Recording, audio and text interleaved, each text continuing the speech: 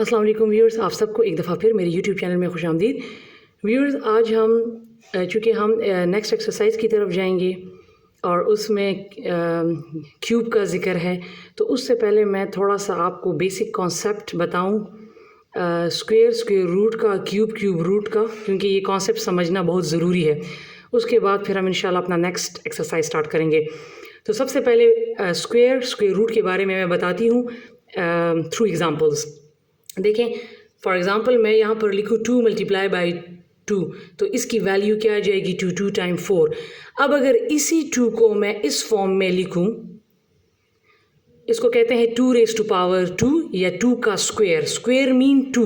जब भी कोई नंबर 2 मरतबा मल्टीप्लाई होगा, ठीक है, तो उसको कहेंगे स्क्वायर। ठीक है, फिर आपने इसको इंडेक्स फॉर्म में लिखना है। ये इसका बेस है, ठीक है, और इसको हम जो नाम बोलते हैं वो है पावर, ठीक है, ऑर्डर, एक्सपोनेंट और इंडेक्स। ये सारे के सारे इसके नाम हैं। जो भी बेस के ऊपर जो भी नंबर होगा तो उसको ये सारे के सारे नाम ऐसे पुकारा जाएगा। ठीक है, 2 रेज़ टू पावर 2, ठीक है, या 2 का स्क्वायर। ठीक है, अब तो इससे भी क्या आ जाएगा, अगर मैं इसको लिख लूँ 2 रेज़ टू पावर 2, तो इससे भी क्या आ जाएगा 4। ठीक है, तो ये तो हो गया स्क्वायर। ठीक है, 2 का स्क्वायर क्या आ गया 4। अगर मैं अब इस 4 को लिख लूँ स्क्वायर रूट फॉर्म में, ठीक है, अब अगर देखें स्क्वायर रूट, अगर आप सिर्फ अंडर रूट डालें तो भी ये स्क्वायर रूट कहलाएगा, अगर यहाँ पर 2 डालें तब भी ये स्क्वायर रूट कहलाएगा। तो यहाँ पर अगर 2 डालें या ना डालें ये तब भी स्क्वायर रूट कहलाएगा। अब 4 किस चीज़ का स्क्वायर रूट बनता है, मतलब हम कौन सा ऐसा नंबर है जिसको हम 2 मरतबा मल्टीप्लाई करें तो 4 आए, तो इसका आंसर आएगा 2। ठीक है, इसी तरह मैं आपको एक और एग्ज़ाम्पल बताती हूँ। 3 मल्टीप्लाई बाई 3, तो ये मेरे पास 3 टाइम 9। अब 3 को 3 रेज़ टू पावर 2, जब 3 का स्क्वायर लेंगे तो क्या आ जाएगा 9। अब इस 9 का जब मैं स्क्वायर रूट लूँगी तो आपने बताना है कि कौन सा ऐसा नंबर है जिसको 2 मरतबा मल्टीप्लाई करें तो 9 आए, तो ये है 3।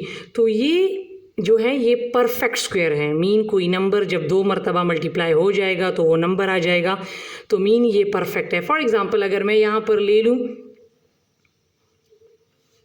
6, 2 मल्टीप्लाई बाई 3 इक्वल टू 6, ठीक है, और अगर आपसे कोई कहे कि बताएं ये परफेक्ट स्क्वायर है कि नहीं, तो ये नहीं है। चीज़ें तो 2 मल्टीप्लाई हुई हैं, लेकिन एक 2 हुआ है और एक 3, जबकि हमें दोनों नंबर सेम चाहिए, तो लिहाजा 6 is not a perfect square. ठीक है, तो ये क्या होगा, ये परफेक्ट स्क्वायर नहीं होगा। अगर आप इसको अंडर रूट में डाल लेंगे तो इसका आंसर जो है ये पॉइंट में आ जाएगा, तो ये परफेक्ट इसका स्क्वायर नहीं बनेगा। ठीक है, तो ये मेरे पास था स्क्वायर और ये था स्क्वायर रूट। अब हम चलेंगे क्यूब एंड क्यूब रूट। ठीक है, अब देखते जाएं। ठीक है, ये मेरे पास है क्यूब और ये मेरे पास है क्यूब रूट। अब उसी एग्जाम्पल को मैं कंटिन्यू करूँगी।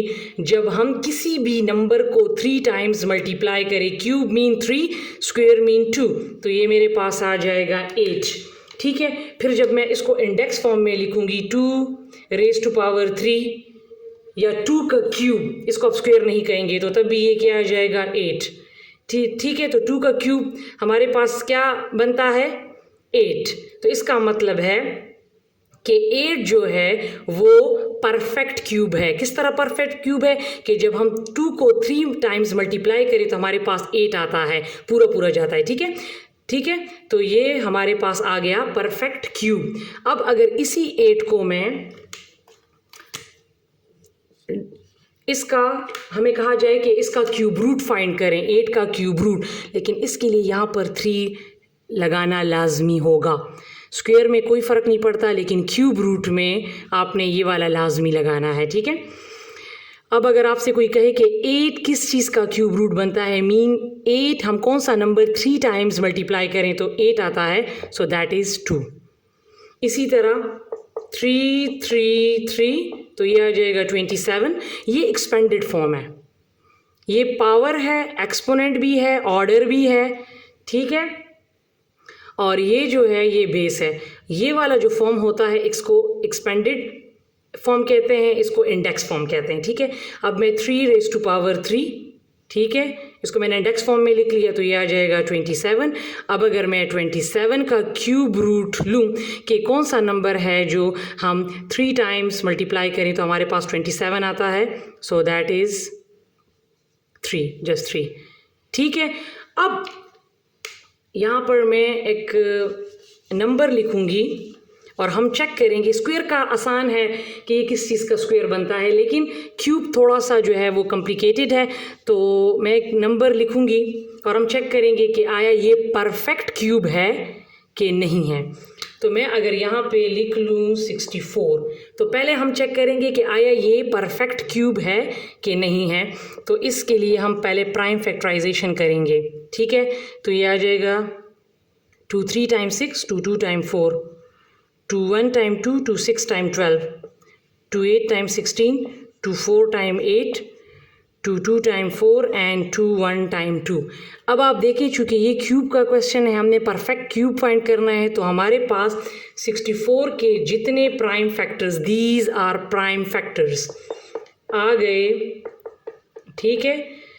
ये हमारे पास प्राइम फैक्टर्स आ गए। तो चूँकि ये क्यूब का क्वेश्चन है तो आपने इसका इंडेक्स फॉर्म कैसे लेना है, 3 3 करके। ये तो ये हो गया 2⁻3 और ये 2⁻3, ठीक है। क्योंकि क्यूब है, हो सकता है बास के माइंड में ये क्वेश्चन हो कि हमने 2⁻6 क्यों नहीं लिया, तो ये क्यूब हम ले रहे हैं, ठीक है। हम मालूम करें कि परफेक्ट क्यूब है कि नहीं, तो हमने इंडेक्स फॉर्म में जब भी लिखेंगे तो रेज़ टू पावर हमने यहाँ पर 3 लगाना है। हो गया। अब जब मैं इसको सॉल्व करूँगी तो ये 2 को 3 टाइम्स आप मल्टीप्लाई करें तो 8, ये भी 8, तो वही इससे 64 आ गया। लेकिन आपने चेक करना है कि इंडेक्स फॉर्म में जब लिखा तो ये भी क्यूब फॉर्म में है, ये भी क्यूब फॉर्म में है, ठीक है। तो लिहाजा यस, 64 जो है वो परफेक्ट क्यूब है।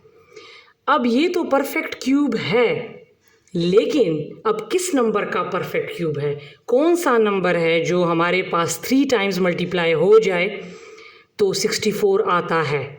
हमने तो ये तरीका परफेक्ट क्यूब फाइंड करने के लिए किया है।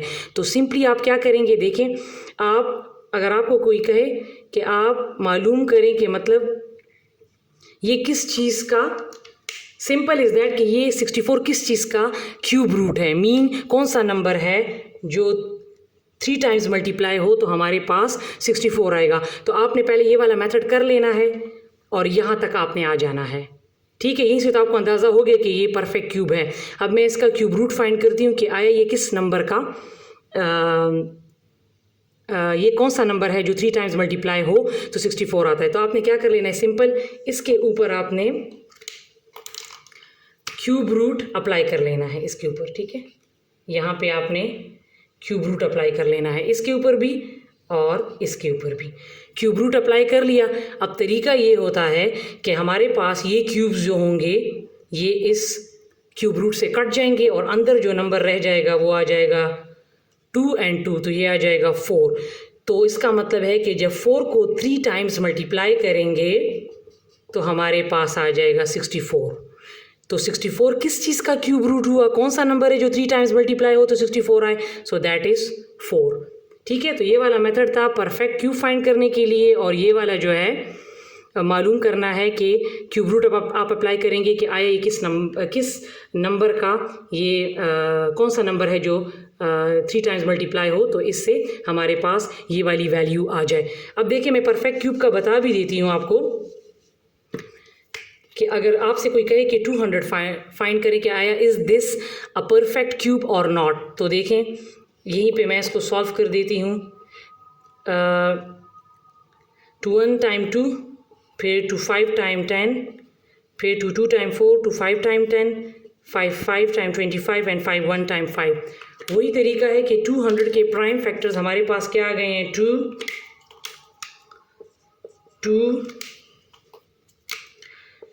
2 5 एंड 5। तो अब आप यहीं से देख लें कि इसको तो हम ले लेंगे 2 raised to power 3, क्योंकि हमने क्यूब में इसको लेना है। लेकिन अगर आप इसको ले लें तो ये 2 आ जाएगा। तो ये क्यूब में है और ये स्क्वायर में है, सो लिहाजा 200 is not a perfect cube. ठीक है, तो ये था हमारा आज का टॉपिक। इसके बाद इंशाल्लाह एक्सरसाइज 4.3 स्टार्ट करेंगे।